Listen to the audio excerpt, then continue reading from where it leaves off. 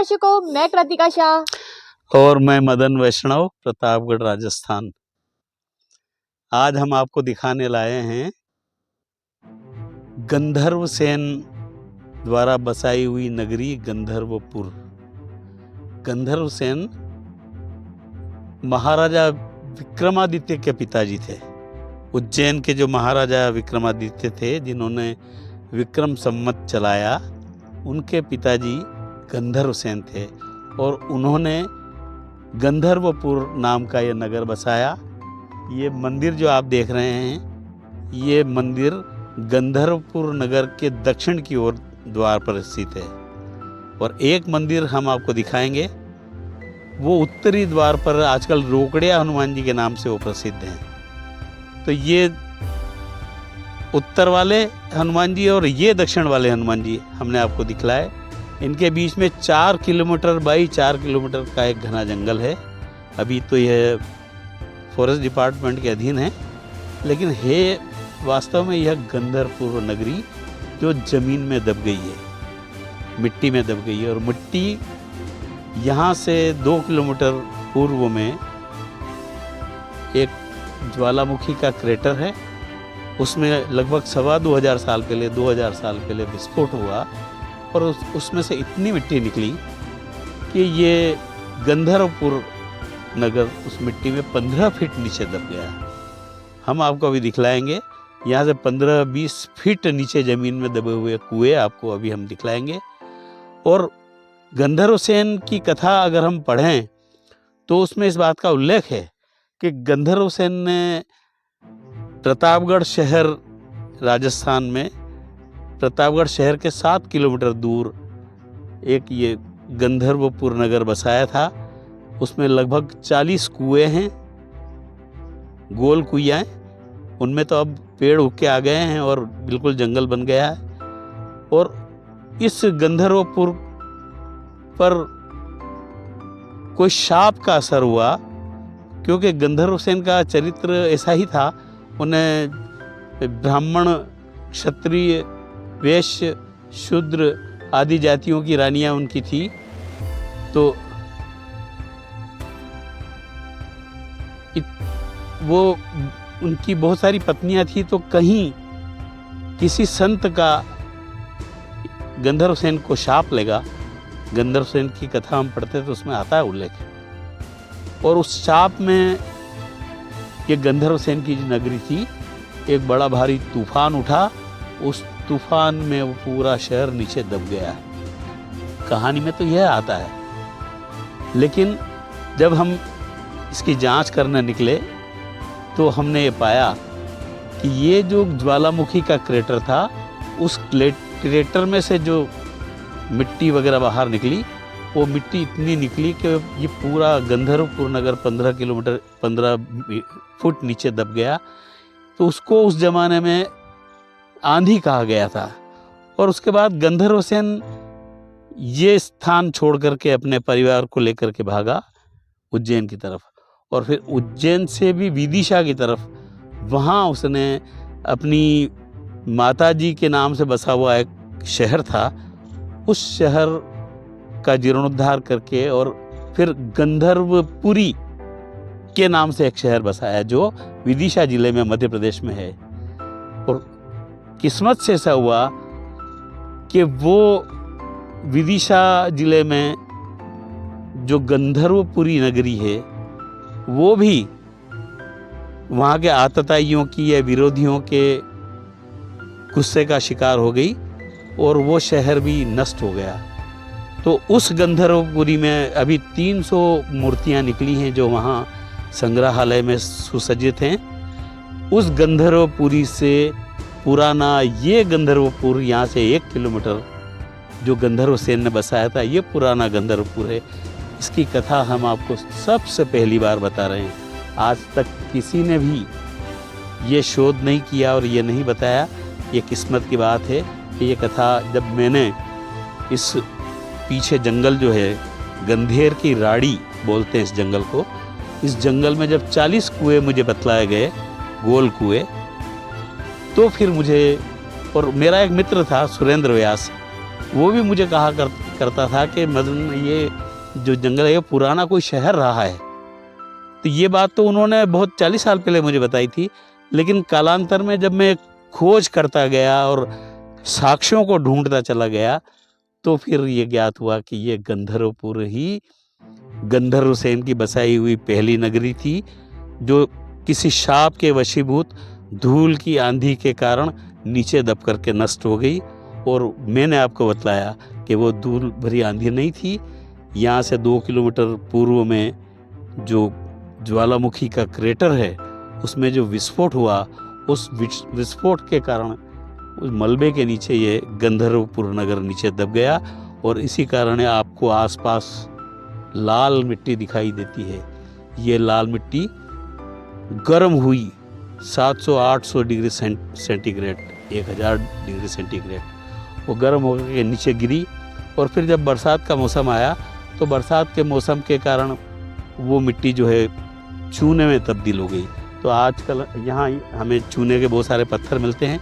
अभी अवलेश्वर में हम देख करके आए हैं, वहाँ बावड़ी है, वो भी चूनों के पत्थरों की बनाई हुई है। तो ये चूने का पत्थर भी बना ज्वालामुखी के विस्फोट से जो सामग्री निकली, जो मलबा निकला, उसके कारण निकला है।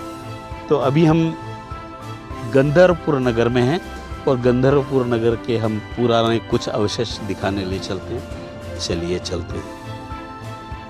उस जमाने का बना हुआ ये कुआं है, गोल कुआं। आप नीचे देखें, ईंटें हैं, ये ईंटों की तामीर है और ज्वालामुखी के मलबे के नीचे ये दब गया था। और उसके ऊपर भी ये चट्टानें, आपको चूने की चट्टानें दिख रही हैं। इन चट्टानों को खोद करके इस कुएं को प्रकाश में लाया गया। तो ये चट्टानें इसलिए जम गई कि जो मलबा ज्वालामुखी से निकला गर्म था, बहुत गर्म, और वो मलबा गिरा, इकट्ठा हुआ और उसके बाद बरसात का जो पानी आया, उस बरसाती पानी के कारण ये चूने में तब्दील हो गया। वो उधर देखिए आप, वो कुएं के ऊपर चट्टानें बन गई हैं, वो चट्टानें बन गई हैं और इन चट्टानों के नीचे ये कुआं पाया गया। तो चूना पत्थर की ये जो चट्टानें हैं, ये ज्वालामुखी से निकला हुआ मलबा है, गर्मा गर्म, और ये गिरा और उसके बाद बरसात का मौसम आया होगा, बरसात आई होगी, तो बरसाती पानी के कारण ये गरम गरम मिट्टी जो है चूने में तब्दील हो गई। वो आप देख रहे हैं। और वो नीचे कुआं ये कम से कम 2000 साल पुराना है। गंधर्व सेन का समय 2100 साल पहले का था। सम्राट विक्रमादित्य का जो सम्मत चल रहा है अभी 2080, और इसे विक्रमादित्य ने चलाया था, तो 2080 वर्ष तो विक्रमादित्य को हो गए और उनके पिताजी का समय और बीच में 20-30 साल और जोड़ लीजिए, गंधर्व सेन तब हुए हैं। और ये गंधर्व सेन की बसाई हुई नगरी है।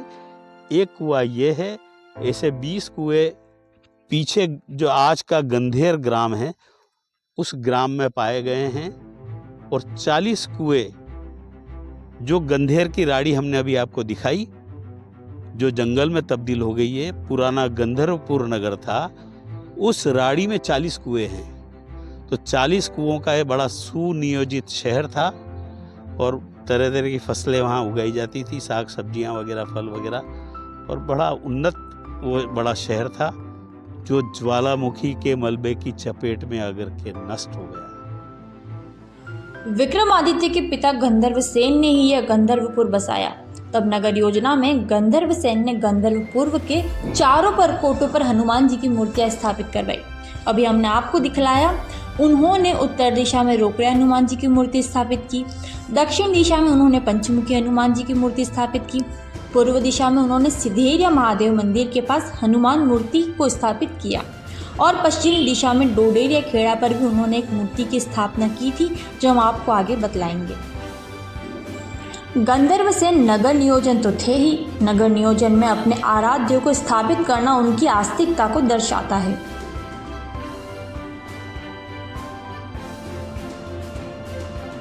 यह पूर्व दिशा की ओर सिधेरिया महादेव का मंदिर है और इसके पास में हनुमान जी की मूर्ति भी है जो गंधर्व सेन ने ही बसाई है। आप सिधेरिया महादेव के इस मंदिर की इन मूर्तियों को ध्यान से देखिए। आपको इन मूर्तियों में उसी शिल्प के दर्शन होंगे जो विदिशा जिले के गंधर्वपुरी गांव में खोजबीन में पाए गए हैं। जमीन में से जो मूर्तियां निकली हैं उन मूर्तियों की शिल्पकला और सिधेरिया महादेव मंदिर परिसर में जड़ी हुई ये नाग कन्या की मूर्तियां, इनका जो शिल्प है उसी प्रकार है जैसा कि गंधर्वपुरी विदिशा में प्राप्त मूर्तियों में हमें दिखाई देती है। देखिए, ये नाग कन्या की मूर्ति है और एक योगी की मूर्ति भी इसके समीप में पाई गई है।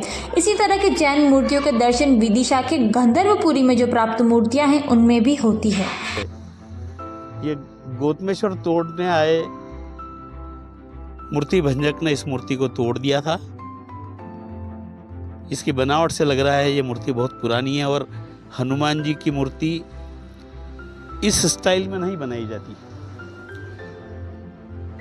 ये प्रणाम की मुद्रा में हनुमान जी हैं, जिससे अपने देवता को प्रणाम कर रहे हैं और ये पूर्व दिशा में देख रही है और पूर्व दिशा में ही गंधर्वपुर नगर है। तो ये वो मूर्ति है जो गंधर्वपुर नगर के पश्चिम दिशा में स्थापित की गई थी और इस मूर्ति को प्रकाश में लाने वाली ये टीना बैरागी है। आओ टीना, मेरी भतीजी, यहाँ अध्यापक है, डोडियान खेड़ा ये गांव है और यहाँ ये मूर्ति बताई गई है। इसी मूर्ति की स्टाइल की, तर्ज की 300 मूर्तियाँ आपको विदिशा में मिलेगी, जो गंधर्व सेन ने यहाँ से उजड़ने के बाद एक नया शहर बसाया था। वो वहाँ पे इस तरह की 300 मूर्तियाँ मिलेंगी। तो ये उसी स्टाइल की मूर्ति हो सकता है कि ज्वालामुखी विस्फोट हुआ तो भागते दौड़ते उस मूर्ति को यहीं छोड़ के चले गए और बाद में उसके 1000 साल बाद गौतमेश्वर को जो लोग तोड़ने आए थे मूर्ति भंजक, इसी रास्ते से निकले और उन्होंने इस मूर्ति को भी तोड़ दिया। बीच से टूटी हुई, आप देखेंगे वो मूर्ति बीच से टूटी हुई है और जोड़ी हुई है, इसलिए इसकी पूजा नहीं हो सकती। खंडित मूर्ति की पूजा नहीं होती है। लेकिन इस तरह की मूर्ति एक ऊंची शिला पर एक अपना बायां पांव रखे हुए हैं और प्रणाम की मुद्रा में अपना बायां हाथ है और प्रणाम की मुद्रा में ही अपना दायां हाथ सिर के ऊपर है। इस तरह के हनुमान जी नहीं मिलते। ये साइड में पूंछ दिख रही है।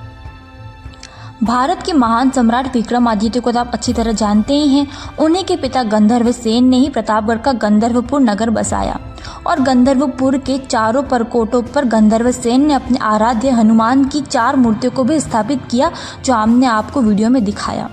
वहीं गंधर्व सेन ने प्रतापगढ़ के पास एक किला भी बनवाया है, जिसे जानागढ़ दुर्ग के नाम से जाना जाता है।